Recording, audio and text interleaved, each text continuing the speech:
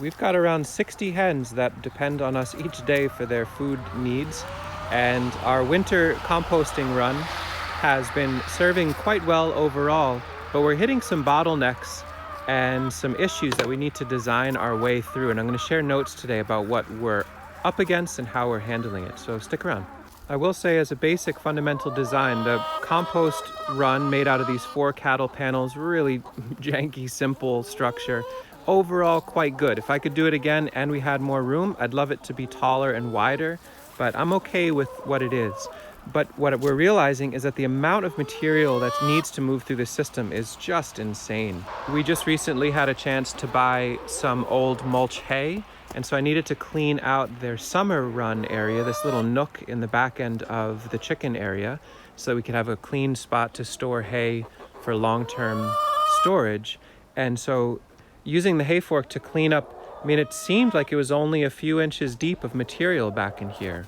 But bringing it over and dumping it at the beginning of the winter run, it also doesn't look like all that much. But this gets very, very deep. And so what I've done is piled and piled and piled up all of this semi-finished, almost finished compost at the very beginning of their compost run. And now we've got this bottleneck at the beginning of the walkway here. So if I try to get into the structure,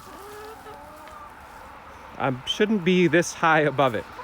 So a little hard to get access into here, and so obviously we need to move a lot of this material that's underfoot into the high tunnel, but there's a challenge there too. A little awkward to work in here. Imagine being in here with moving chickens that aren't afraid of a hay fork, trying to move compost with your head rubbing against the ceiling. We've got to move this compost along. Couple real challenges with moving the compost is that we are in the middle of winter, so taking this compost and putting it on our frozen garden beds, it really doesn't do a lot of benefit for them. The earthworms aren't going to be active in drawing the soil in, the compost in, and the compost needs more time in order to finish. So leaving it in the chicken yard so the chickens can interact with it more makes a lot of sense. The other issue is that for the composting process, you need a couple of key ingredients. A lot of you already know this: carbon, nitrogen, moisture, and air. We've got ample moisture. We've had snow and rains. We have tons of nitrogen in the form of food scraps and our chicken manure. We think we have enough carbon by adding in leaves, but it turns out we always need more and more leaves. And our chickens' activity in here, day in and day out, they have a real compacting action on the compost. So we end up getting anaerobic compost.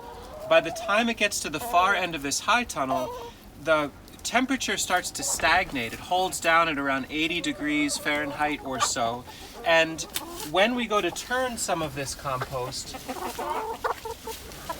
it's certainly cooking, it's moving along, but some of the odors that come off of it are unpleasant, sulfury, ammonia-y.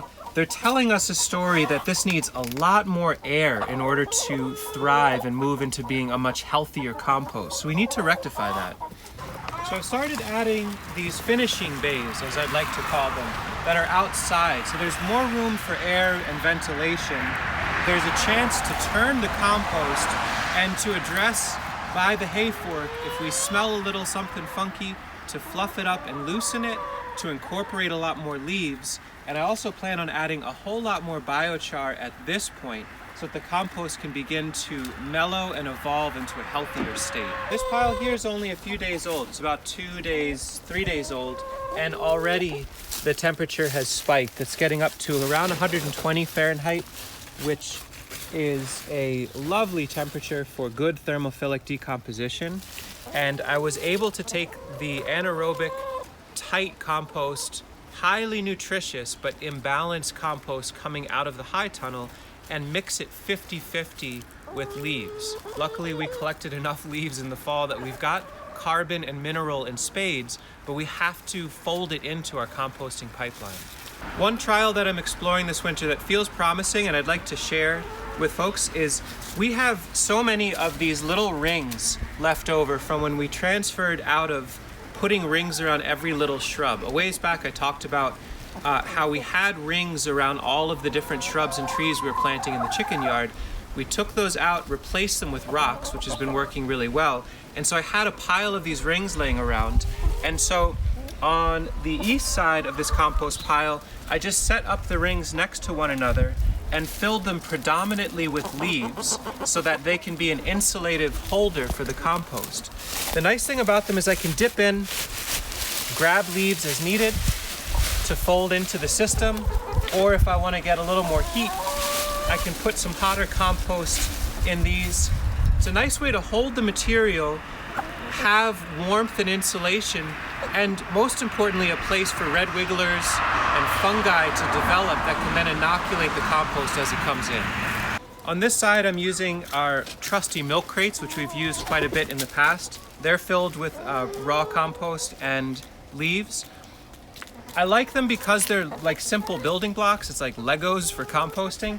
The thing I think I want to shy away from in the long run is having, even though they're rigid HDPE plastic, supposedly non-reactive even with chemicals and with high temperature, something feels a little sketchy about having really hot compost up against plastic. So they're here for now, but I might lean more and more towards the idea of compost rings as the boundaries for these compost areas.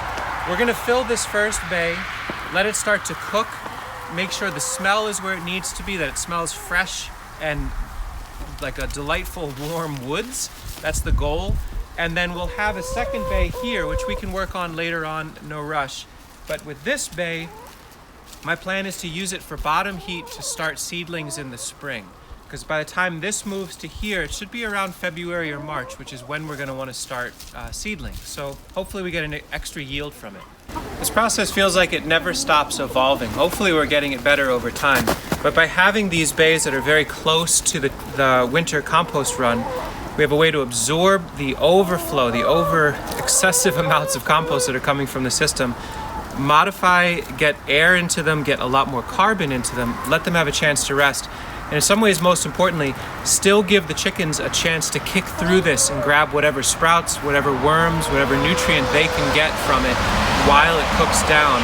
By having the second bay here and then eventually it'll leave, we can keep this pipeline flowing. So if you're starting a chicken composting system, keep in mind each of the stages that you're setting up. If there's room to have another stage next to it, another stage next to it, each time you move it from one area to another, it's a chance to get it more balanced, more healthy, but still let your hens have some fun with it. So hopefully that's helpful. We've got a ton of compost in the back of the truck we've got to unload, so we're gonna move more of this material through so there's room for it. Thanks for watching.